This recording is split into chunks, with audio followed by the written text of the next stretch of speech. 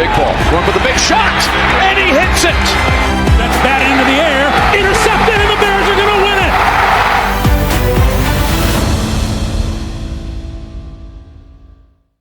it. Day 3 of the 2025 draft continues. The Bears have made a couple additions, couple trade downs, trading down from 109 all the way to 132, and then another pick swap with the LA Rams to get that 2026 fourth rounder back that they traded for Joe Thuney. So a lot of movement here. The Bears have added a couple guys.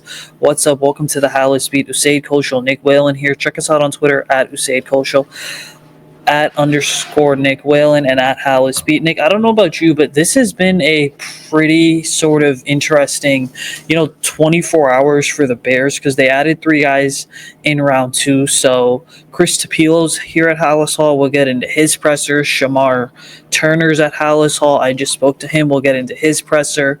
Luther Burden's here. We're going to talk about that, plus Frasier. But how you doing today? Yeah, it's been interesting. Like the things that we walked into this draft, the Bears have to get a running back. Still hasn't happened. The 6th round is just starting as we're recording this. But I think that the Bears added a ton of athletic players, as well as it sounded like very motivated players that we got from the pressers. So we'll get more into that one. So to me, I think you added some people that have motivation to win, and that's what it seems everything is centered around. The coaches talk about winning right away. The players talk about winning, and gosh, man, that's what the Bears need the most right now. Yeah, and just for reference, I mean, if you're watching us on YouTube or you were listening to the audio, if you hear any background noise, like I'm here again today. I was here last night, so apologies with any of the background noise and all that. But let's just get into the first one here, dude. I think, to me, listening to a lot of these guys talk, right? Like Luther Burden came in today, and I mean, from what it sounds like, Luther Burden definitely has a major chip on his shoulder. But I also think that, with a player like Luther Burden, I mean, it's been a crazy, 24 to 48 hours, because you're talking about a guy that had, I think, nearly 1,300 yards receiving, sophomore at Missouri. And then what happened is everyone's like, oh my God, he's going to be a first rounder. He thought he was going to be a first rounder. Didn't happen. 2nd round pick with the Bears. Didn't really have a lot of contact with them. But he's here today at Halas Hall, and one of the things he said is, hey, I'm super motivated. I want to be the best. Someone asked him, like, hey, what's your goal? And he's like, I want to be the best, and that's about it. So he's motivated, humble, and just kind of ready to go ahead and prove the 31 other teams that didn't take him completely wrong. Yeah, and that's the thing that I think you see after round 1, you start seeing people putting those chips on their shoulder. And we saw that with him going and working out last night, or whatever you would call it, in the morning of not getting picked, right, between round 1 and round 2. And then he said he was going to work out again after he got picked because he's motivated. And one of the things that he said in terms of where his competitiveness comes from, he said, I just love to prove everybody wrong who's got something negative to say about me. And it's like, man, like you just love those types of people that when they think that they've arrived, they think they got to the NFL, it's still not enough for them. So you hope that kind of bleeds over into their whole career and they continually get better, and ultimately they just help the Bears win games. And it is a certainly interesting thing, because he's originally from the St. Louis area, the Missouri metro area, but he went to high school in East St. Louis, Illinois. And again, the big thing with East St. Louis High School is they are one of the powerhouses for their class in football.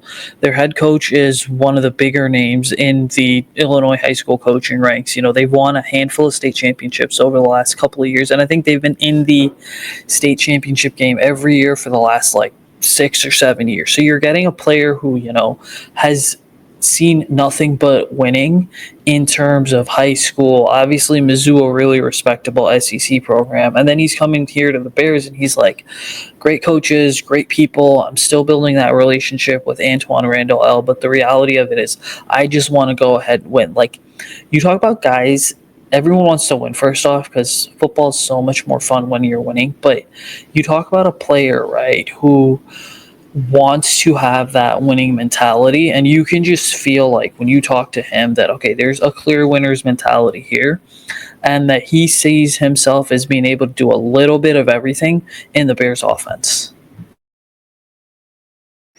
Yeah, and I think that they can use him as that chess piece anywhere on the Bears offense. He asked about that. He's like, I can line up everywhere and kind of do anything that they ask me to do. And the other thing that you love to see, and again, I know these are all feel-good things. A lot of players want to say stuff like this, but he says, I love football. It's opened up so many opportunities for me. I love football to death. It's my life. And when you look at, what he worked out after he got drafted, he worked out because he didn't get drafted the night before. Like, you just saw that the working out, he sees that the benefits from that. And you see that he's a strong player. I mean, man, watching some of his best plays at Missouri, the one that appeals to me the most, Usayd, is I believe it was against Florida. He catches this deep crosser, right? And he's looking back at the quarterback, catches it. He's probably like 18 to 20 yards down the field. And the safety has a free shot at him. He comes up and nails him. And the safety hits him and falls to the ground. Burton stays on his feet and turns upfield and gets probably like 10 more yards. And it says that body control and strength comes from all of that preparation and work ethic that puts into it. Like, he's just really built different as a receiver, and it's going to be exciting to see how Chicago uses him. Yeah, and on the concept of Chicago using him, you talked about the yards after the catch ability. It was interesting, right? Because we were talking to Ryan Poles last night, and one of the things that Poles basically said is that he has among the best, yards after the catch ability in this class, which when we talk about Luther Burden's fit in this Bears offense, like, we recorded yesterday and we said, okay, he can certainly be the Jamison Williams / Amon-Ra St. Brown in this offense, because he's, to me, a hybrid player of Williams, but also Amon-Ra St. Brown. The other big thing to sort of keep in mind is that when I look at Luther's ability as well to fit in this offense, I mean, this is an offense that really gets guys into space, exploits the holes in the defense, especially in the zone against the zone defense.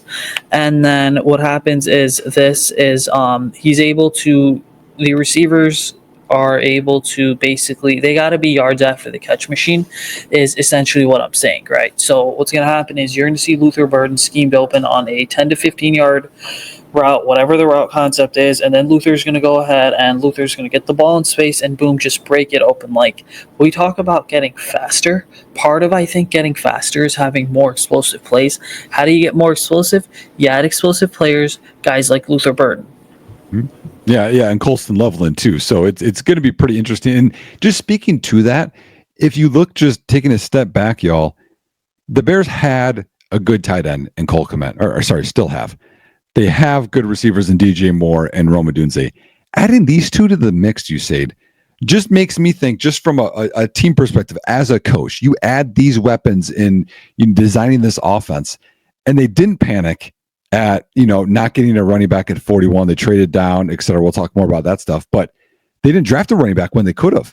To me, this says we're going to be a pass-first offense because we have all these playmakers to get the ball and get them out in space and let them do their thing. And it's not going to be the same offense people saw in Detroit. It's not going to be run, set up, play action, run, and keep running. It's going to be maybe pass to set up the run. It might be in reverse of what we saw in Detroit. And what is also interesting is you talk about being a pass-first offense. I mean, part of that is also the offensive linemen that the Bears have added this offseason. Like, look, I think, when the Bears took Trapilo yesterday, I was like, all right, well, cool. You added a guy that's 6'7", 6'8", 316 pounds.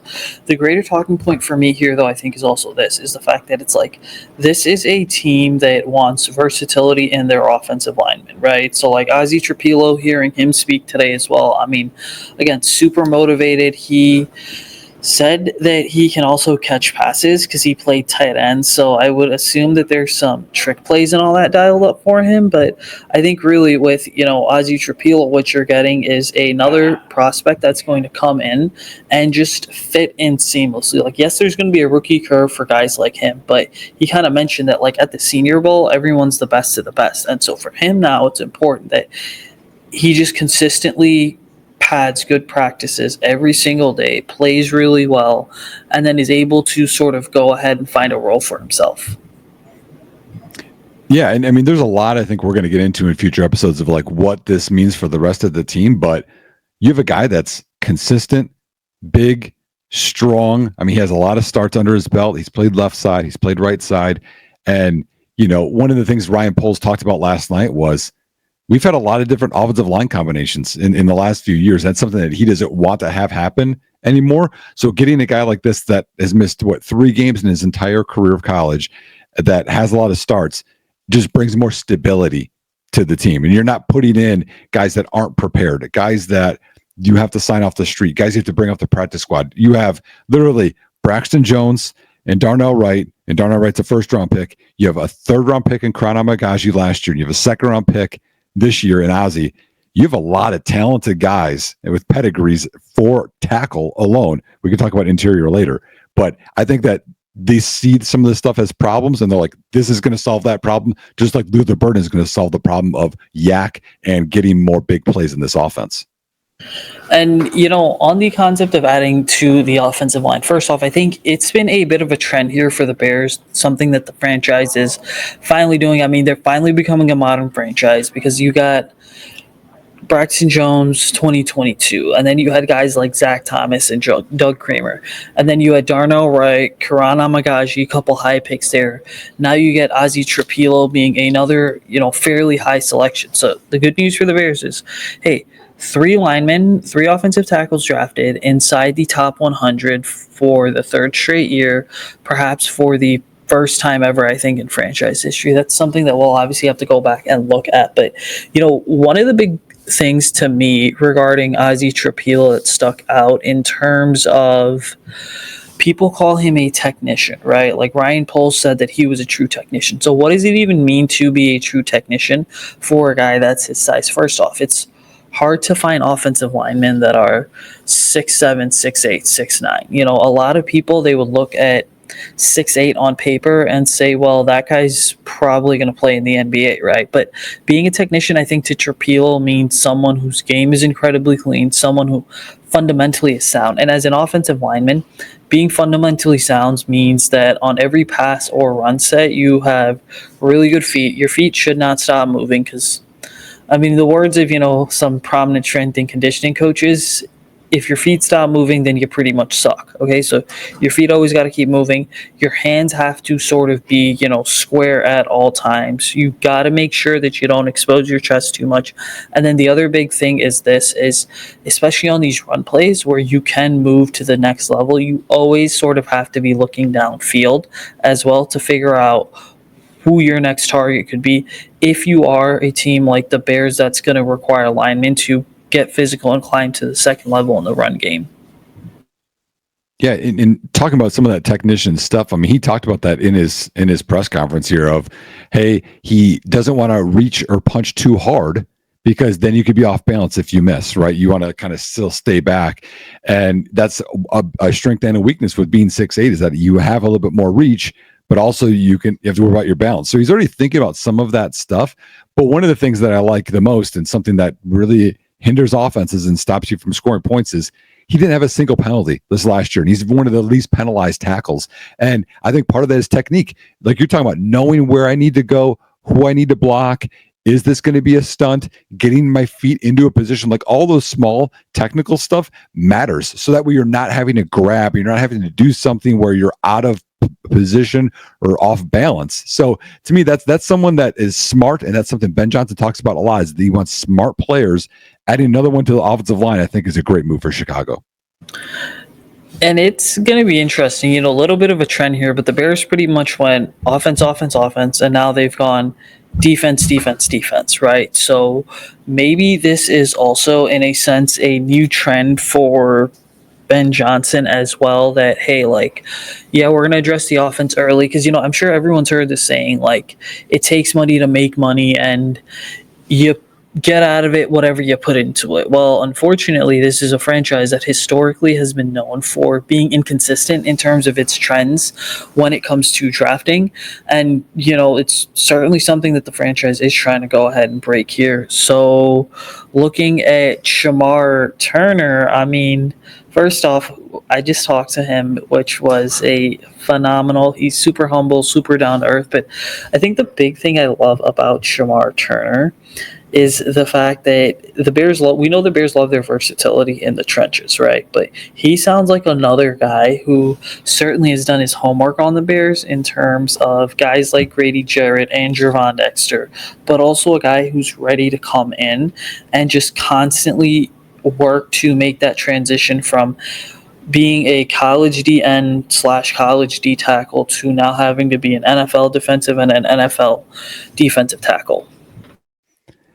Yeah, and honestly, like his story is a little kind of, I mean, you respect it, but it's a little like all over the place. I mean, one thing kind of cool is he grew up with Byron Murphy, first round pick last year that people thought the Bears were going to take. I mean, he's a childhood friend, and then he was a 5-star recruit out of DeSoto, like powerhouse, school in Texas. Goes to A&M, and again, as you said, he's played D end, he's played D tackle, he's played everywhere. And then Jimbo Fisher and everything that happened with down in Texas A&M, he left the program, but Turner decided to stay when a lot of other people left. He's like, nope, I want to stay here. And he stays and he adds 30 pounds, man, over this last offseason. And so, the one thing you're talking about in terms of like versatility and being smart and like where he could be, I almost wonder, because he's 6'3", 294, I wonder if he loses some weight and he becomes like one of those big DNs, and he's going to be rotating as that third D end versus being another three technique in this defense. I'll be honest, the body type, just looking at him, just standing face to face with him, right? The body type, first off, he makes me look like a toothpick. So let's just get that out of the way. I think he'd do that for most people. But then really the big thing with him is the length to me sticks out. I'm like, holy crap. So you certainly see the length. I think that you also go ahead and you do see these really powerful and strong legs. You see a guy who is really lean as well. So is it going to take time for him to get adjusted? Yes. But like to your point, I certainly see him being the type of player that he basically makes Gervon Dexter a hell of a lot more expendable, because now the Bears have 3 really good pass rushers and interior guys that could also, if they wanted to, I do think Gervon's another guy that kicks between inside and outside if he really has to. But so I guess, and I'm curious to get your thoughts on this, Texas, they play a system of defense where the D linemen are sort of basically 2 gaps, right? So they're responsible for 2 gaps, meaning they have to account for either A gap or either B gap, depending on where they line up. And that's gaps on both sides of the center, the guards, or the tackles. Here with the Bears, the nice part about it is he's just going to get to go ahead and straight penetrate because they already play a 2-gap defense here. So do you think that there's going to be a little bit of an issue in terms of transition for him, or do you feel like it's something where he's proven with his measurables and his tape that he can just kind of, boom, get upfield and do whatever he needs to? No, that's a great question. And you saw that on film. Like, he's got 33 and 5-inch length arms, a pretty good wingspan too. And you see him so like in two gapping, you have to lock out your offensive lineman, read the play, shed it, and kind of go wherever things are going. And it's different with a 1 gap. And so we saw some of that transition with Gervon Dexter where it was a little bit slower than we wanted to. He doesn't get off the ball as quick, and he's still learning that even this last year. Ryan Poles talked about that last night. He says you do see that, but it's something that you have to look really closely in film when they are having 1 gap techniques. He said even you have to look over in like past years to find the clips of that. His game, in my mind, is a lot more gap penetrating than a like a 2 gap type of D tackle, especially with his size too. In his press conference, he talked a little bit about like Grady Jarrett is someone that he's watched, someone that is a gap penetrator, someone that he can learn a lot from as well. So you kind of like, that's the domino effect, y'all. When you get someone like Grady Jarrett, who has been in the league so long, has been so successful, he can take some of these younger guys under his wing and teach them some technique things. So that way, when he is not with Chicago in a couple of years, these young guys are ready to take over. Yeah, and that's really going to be key here, because for Turner, I mean, he's going to be a rookie this year, meaning that rookie contract is going to run through 2028. Grady Jarrett just signed a 3-year deal, meaning he's going to be he'll be a free agent again at some point. I think it's going to be the 2027 or the 2028 offseason.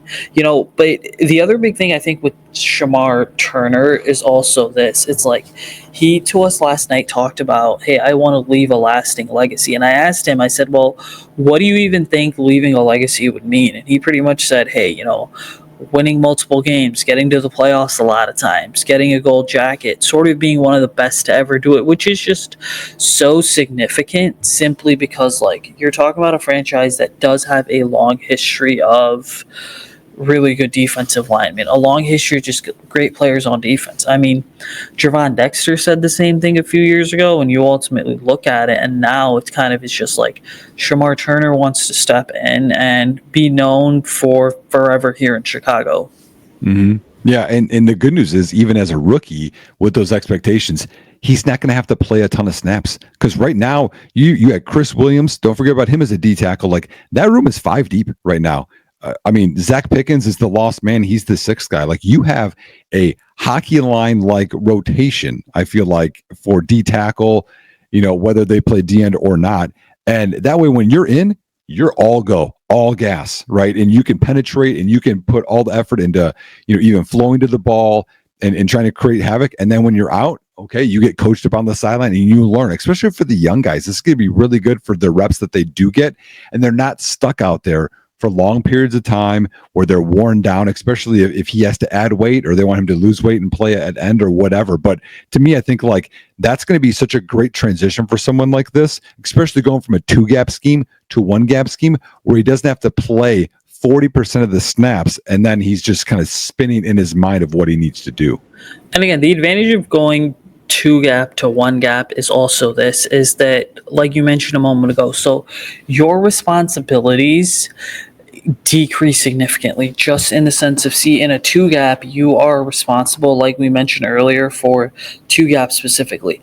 Now, what happens with the 1-gap, I think, is that the 1-gap, and he talked about learning all the formations and stuff too, but a lot of times in 1-gap defenses, you are literally responsible for rushing and covering, but rushing, a certain part of the field. And so it's going to be a situation where, there's Grady Jarrett's there, Shamar Turner's there, you've got Javon Dexter as well. I mean, things are going to look very different, but the Bears also, the nice part about a really good interior is when you're stout in your interior, your 2 pass rushers can kind of crash down if needed. And then you can also bring in your corners as well as your backers in additional run support to go ahead and make sure that it's just like you're creating a wall everywhere from 0 to 5 to 7 yards is considered sort of the ideal wall that you want to go ahead and create. Because most of the time, a lot of teams consider explosive plays to be anything of like 10 to 15 plus yards, believe it or not. Yeah, exactly. And again, like, going back to Luther Burden and him, those are 2 5-star guys. And you want to look at like the theme of the first 4 picks, those 2 ceiling, right? When you're a 5-star guy, it's athleticism, it's size, it's talent, it's everything. So you think of like, what did Chicago do on, day 1 and day 2 of the draft? I think they took, and again, I would put Colson Loveland in as well, 3 really high ceiling type players. And I feel like Ozzy's a little bit more of a high floor player. So that has me excited, man. You're talking about gold jackets and Luther Burden of how motivated he is. These guys that are 5-star talents that are super motivated, like, that's going to be great things for the Bears, man. That has me really excited.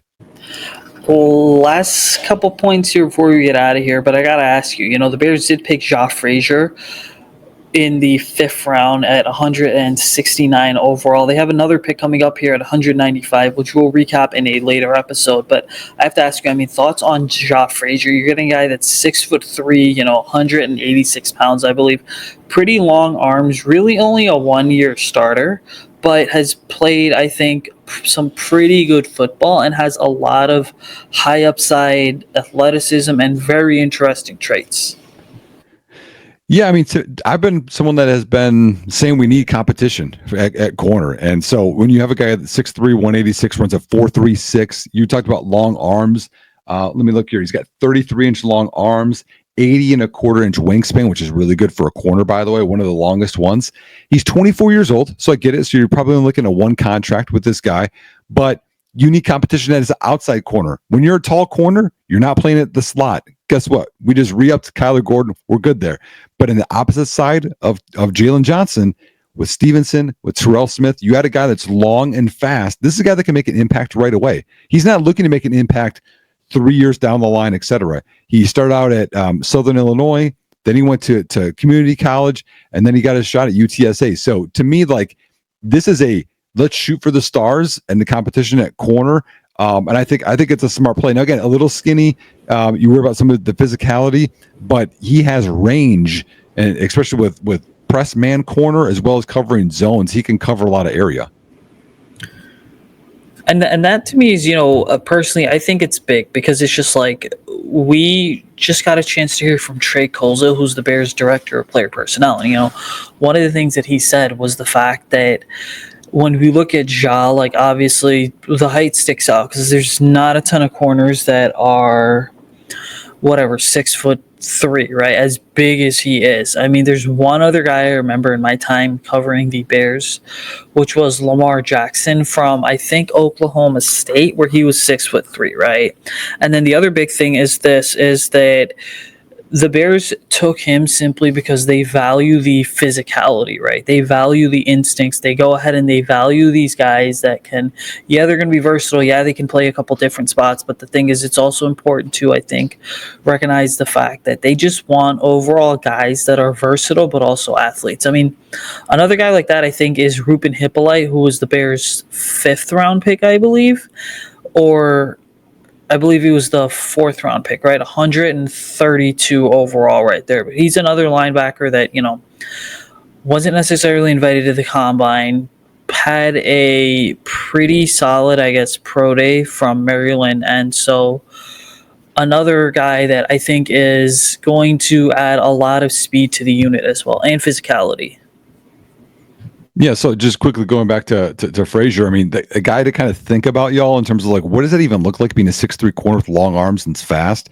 Because again, you're not good change of direction with your hips going in and out. That's Richard Sherman, and that's Tariq Woolen. That's the same type of thing. So like that's the same type of a player where they're not going to be great with those little short breaking routes, and that can be a downfall. But they're really good at range, and those guys have had some pretty high upside highs. They've had some low lows too, but like that's what you're going to get.